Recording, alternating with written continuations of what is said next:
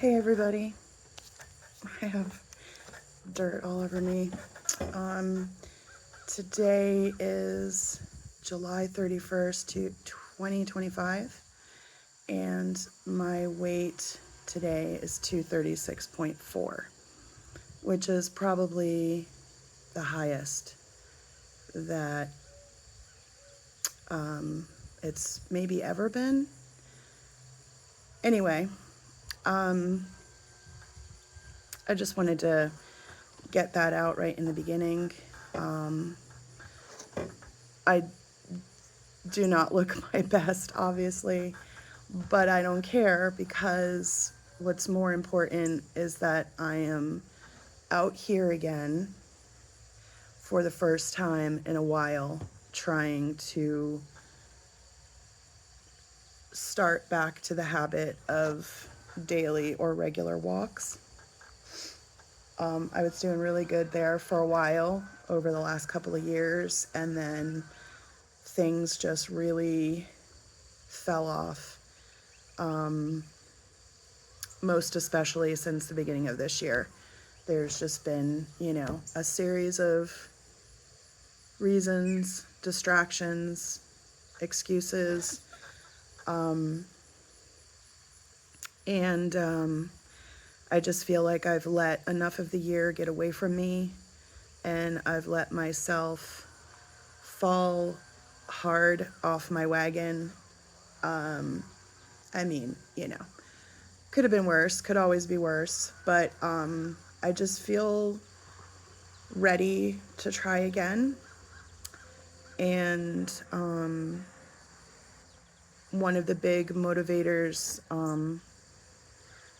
for me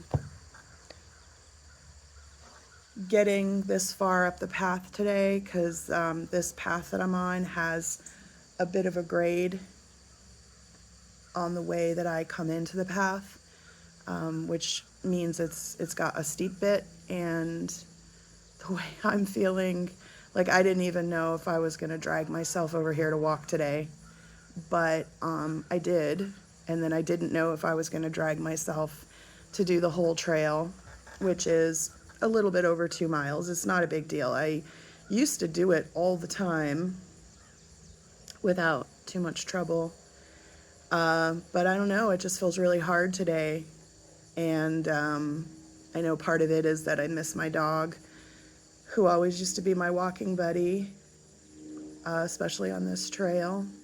This was our regular place to walk, and I miss her a bunch. But I think it's also hard just because of how I've been feeling this year. I think that menopause is definitely setting in. I'm sure, I've been on the journey for a while. Like it's a process, and can begin before you even know what's happening, and then by the time you find yourself like in the middle of it, you've probably already been there for a while. But I think that there are signs this year that make me realize that I think I'm for sure, moving further into that direction. Namely, the fact that I feel really weak, like not strong, like all of my musculature just seems to be taking a noticeable dip, just, I don't know, basic actions throughout the course of a day that I didn't really think too much about are now suddenly not as easy as they used to be. And it's not like a joints thing. It's not like I'm feeling it in my joints. It really feels like my muscles are just losing their strength. So I think that is probably a big sign my body is giving me that, things are shifting significantly. I've also put on more weight, and that just compounds everything. So I apologize that I did not prepare for this video. I did not prepare a script. I'm just sort of going by stream of consciousness and hoping for the best. But I'm I'm hoping that we can feel like this format is just sort of like friends checking in. I have some people that I like to tune into their channels, and they do this sort of a thing where I feel like I'm kind of checking in with them and catching up on what's going on with them or what's on their minds. And probably because I lack a lot of local in-person, I think a woodpecker just flew into that tree, so maybe we'll be hearing them soon. Yeah, I lack the in-person kind of connection or resources in that way. So anybody who might be tuning into this, maybe you know maybe that's a good sort of model to go for. I want to give a quick shout out to somebody who does a simpler style video like this that lets me feel like I'm checking in with a friend. And I always enjoy seeing what she puts up. She shares a lot of helpful information too, stuff that's helped her, and I find her channel to be very motivating. Her name is Victoria's Fasting Journey. And when I post this link, I'm not very tech savvy. When I post this video, I'll try to share her link in the description. So check her out. Victoria, if you check this out, hi. I'm sorry I've been missing in action. But I'm back. I'm trying to be back. So here I am. Okay, so I don't want this to be a really long video. I don't think people really enjoy watching really long, rambly videos that have no specific script. But even if nobody is tuning in, like, I'm totally cool with that. I really just want to continue this effort as a sort of personal diary video log, for my own sake, for sort of so I can see my progress or lack thereof, as I've said before, and just kind of keep a chronicle of it. So I am 54. My birthday is more towards the beginning of the year, so I'm already probably halfway through my 54th year, and definitely experiencing a lot of things that kind of go along with the menopause picture. And I'm also continuing to deal with various health problems. And I have some, good news and bad news on that front. So I will start with the bad news, which I've kind of already, done. I do not feel well. I feel so tired and weak and like lack of energy. Like, I'm not sick, and I am really grateful.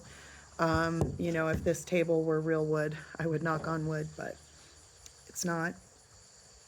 But I'm really grateful that I haven't struggled more with like illness on top of disease. I think maybe that's like a distinction I'll make, because our illnesses, like if we get a cold or a flu or something, like those suck, but they're usually pretty short-lived and you get past them and you move on.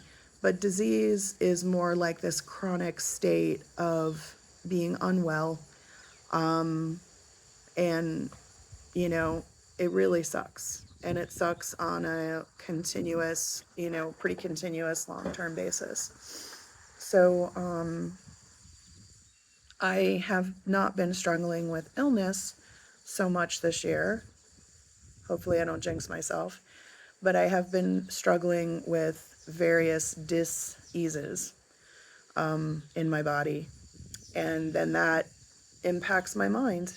And let's be honest, the mind then negatively impacts the body. So it kind of becomes this bad cycle.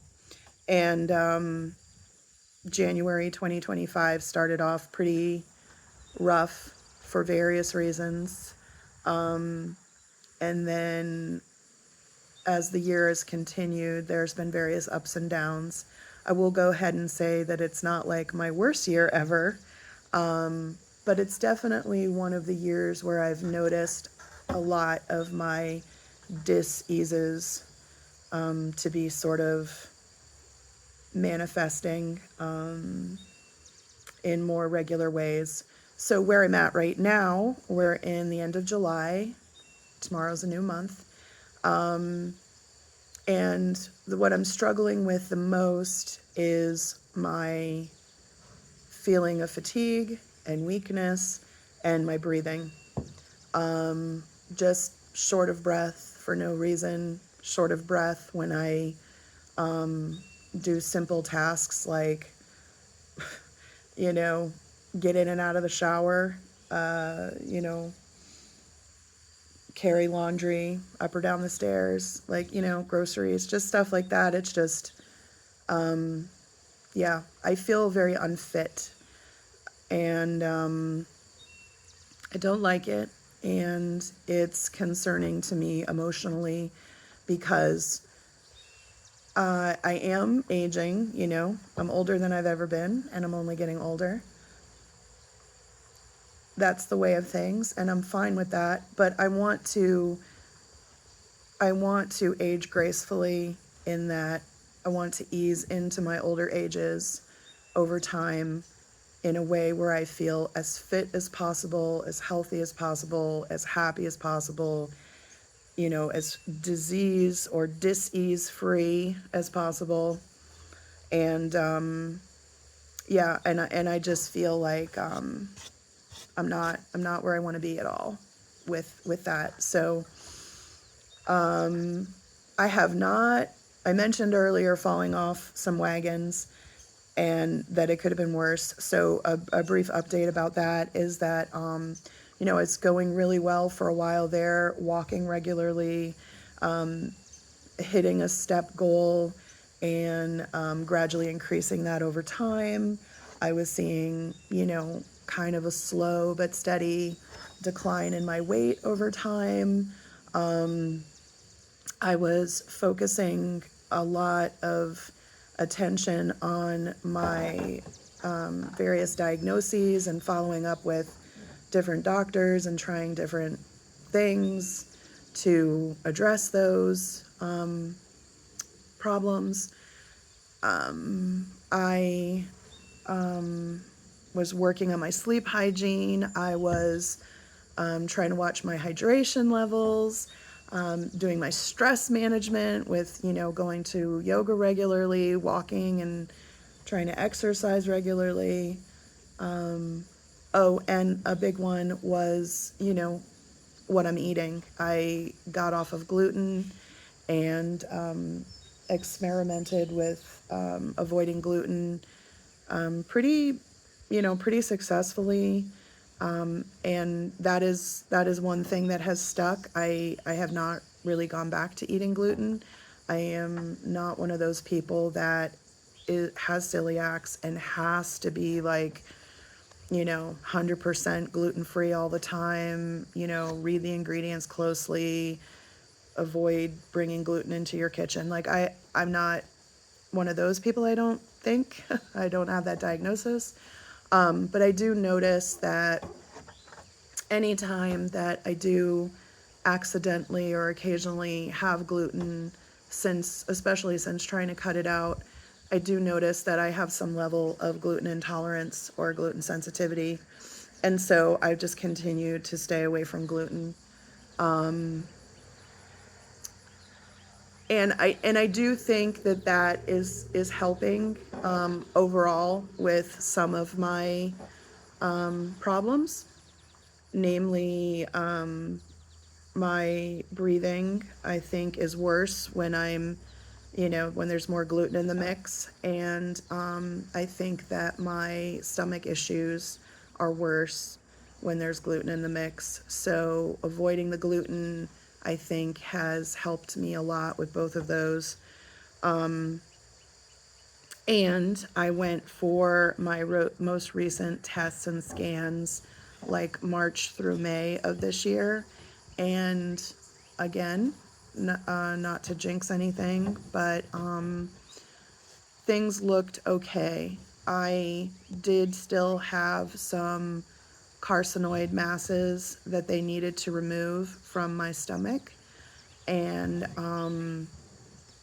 they were tested, and I guess all in all, the people that might be watching this, because you also have autoimmune atrophic gastritis and or gastric carcinoids, I will try to, when I talk about things in the future, I will try to look up those details so I can include those in my updates for my record purposes, but also in case people are interested in the specifics. But the gist is that the doctor, who is a Western medicine gastroenterologist, who performs my, I call it scope and scoop, where they go in through endoscopy and look for problems and remove whatever problem areas they find and then send them for pathology testing. He did all of that in May. And even though stuff was found and removed and confirmed, when he checked back in with me, he said that they were small enough and unconcerning enough that he doesn't need to have me back in for a year, which is good news in my book, because I don't love, I don't know, procedures in general, especially when you have to go under anesthesia. I think that probably takes a cumulative toll on a person's system, especially your mind, over time. So I'm not a doctor, by the way, or a scientist, so I could be completely wrong about that. It's just sort of a fear that I have. So they had started out with me doing these procedures every 3 months, and then things seemed okay enough that they pushed it out to every 6 months, and now he has pushed it out to once a year. So to me, that sounds like progress, even from the Western medicine perspective, which I am finding is kind of limited. For anybody new to the story, like, how is it limited? Well, my tumors in my stomach are neuroendocrine, or they call them NETs, NETs, neuroendocrine tumors, and they arise from an underlying autoimmune gut condition that I have called autoimmune atrophic gastritis. It's a pretty niche kind of thing, pretty rare, in that, like, you can't find a book about it. Nobody's written a book to talk about what it is or why it happens or what to do about it or anything like that. And I've found myself with pretty limited resources in that department. So I have this underlying autoimmune disorder, which they diagnosed through, there were various tests that they did to confirm that this is what's going on with me. So, it's a confirmed autoimmune disorder, but they don't know what causes it, and they don't really do anything to treat it. There's Western medicine, like, doesn't even have an opinion. They just, like, tell you to live your life, and then, like, as the tumors grow, they'll cut them out, And not everybody that has autoimmune atrophic gastritis even knows they do. Like, a lot of times it goes undiagnosed, I guess, which might be part of its rarity, is not that people don't have it more often, it's just maybe people don't know they do. And like I said, they don't treat it at all. They just, if people happen to develop the carcinoids or the tumors because of it, like I have, then they treat that problem, kind of like pulling weeds, basically, is they go in and they pull the weeds. But that's all they do. They don't do anything else. And even when I've asked for recommendations about, like, what can I do to support my gut, are there foods that I should or shouldn't be eating? Are there supplements I can take? Like, what can I do, right? They don't have any guidance because they are Western medicine. They're all totally evidence-based. And so, like, if the research has been done, then, it provides evidence, to prove or disprove something, then they can go ahead and make those recommendations. But if the research has not been done, then legally they can't have an opinion about anything. So if I look online and I see other people out there talking about these issues, and maybe people are suggesting that this or that supplement helps, or this or that diet, like for example, going gluten-free, well, those are just considered anecdotal stories, and there isn't like Western medicine research to back them up, so the doctors just don't have any opinion about it. And so that has sort of pushed me more into the realm of considering alternative opinions. And I don't mean pushed me like I'm really opposed to it, or I mean, it just, if Western medicine doesn't have anything more to offer me, or honestly feels like my condition is never going to get better and may only just continue to get worse, then that kind of leaves me with no choice but to look elsewhere, right? And I'm not like 100% sure where to look, because there's so many opinions out there. It's hard to figure out who to listen to. It's hard to assess like who's the most credible, and it's pretty overwhelming and it's pretty confusing. So I think I might have said this before in a video a while ago, but I'll go ahead and say it again. I'm kind of keeping myself open to all ideas and options. I'm doing a lot of research on my own and experimenting. And the biggest thing that I'm listening to is my body. I'm trying to, listen closely to what messages my system's giving me. And I feel like I at least have that as a pretty good partnership between my mind and my body. There's a pretty good connection there. Recently, someone told me that there's a name for that. It's called interoception.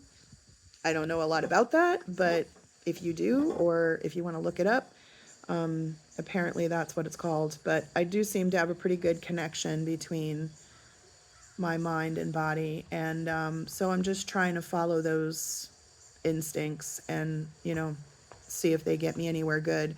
And so that's where we're at today. My instincts are that, the less I focus on my fitness, the worse my fitness is going to be. The more I let other things in life distract me from my health goals, the more my health is going to just, fall to the wayside. Nobody is coming to save me.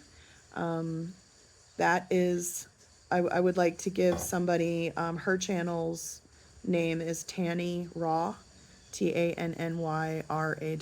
She's on YouTube. I don't know if she's posted anything recently, but I used to watch her all the time. And yeah, that's a lesson that I started picking up when she started laying it down.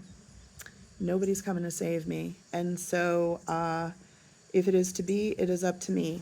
And so I'm trying to follow those impulses that I'm having to get back to walking, get back to doing these video logs, and get back to, trying to put myself back on the wagon or back on the path to